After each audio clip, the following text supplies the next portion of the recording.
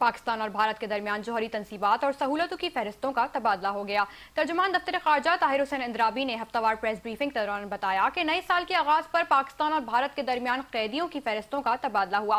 पाकिस्तान में 257 भारतीय कैदियों की फहरिस्त का तबादला किया गया, जबकि भारतीय वजारत ख़ारजा ने भारत की फहरिस्त नई दिल्ली में पाकिस्तानी हाई कमीशन के नुमाइंदे को फराहम की। ताहिर हुसैन इंद्राबी ने बताया कि पाकिस्तान और भारत के दरमियान जौहरी तनसीबात की फहरिस्त का भी तबादला 1 जनवरी को किया जाता है।